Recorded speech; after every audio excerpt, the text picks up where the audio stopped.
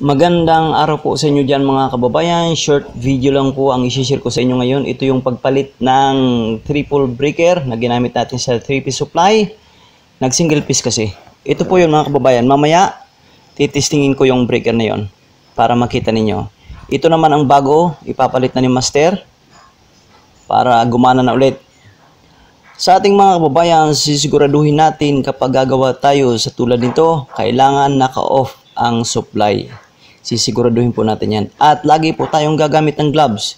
Si Master, confident at komportable siya sa kanyang ginagawa kaya hindi na gumamit ng gloves. Yan, nakikita po ninyo. Napansin namin na ang ilaw po ay nagdim na. At tiningnan namin na nag-single piece nga ang breaker. Yan. Ang supply nito, 220 volts. 3-piece. Ang sinusuplayan naman ay lightings. Patungo ito sa main ng distribution panel. Tapos sa distribution panel naman, ang branches niya ay double pole na. Kasi single piece nga lang. Para sa lightings.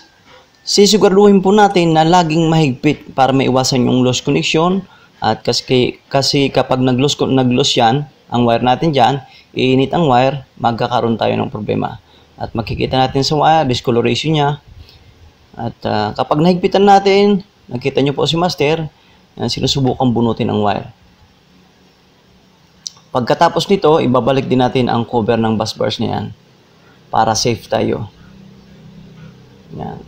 Sa aking mga kababayan dyan, sana mag-subscribe kayo sa channel na to at marami po kayong matutunan o karagdagang kaalaman sa ating mga master dyan. Maraming salamat kung nagawi kayo dito. Yan, sisiguraduhin natin laging mahigpit yan. 3-piece po yan, nakita nyo, bounded yung tatlong single pole na breaker. Yan, mahigpit na, pwede natin ibalik ang cover. Okay, nakabalik na. Testingin natin para makita natin kung may output tayong 220 volts po mga kababayan. Tingnan natin. Line 1, line 2. Yan. 219. Yan. Tapos, 220. Line 1, line 3. 220. Ayun. Ito naman, titestingin natin. Nakasi tayo sa ohms, resistance, or continuity. Titestingin natin. Naka-off yan. Of course, open. O natin. Nakita nyo po, nag-open or high resistance, kaya hindi na gumana. Ito naman, ayun, okay siya.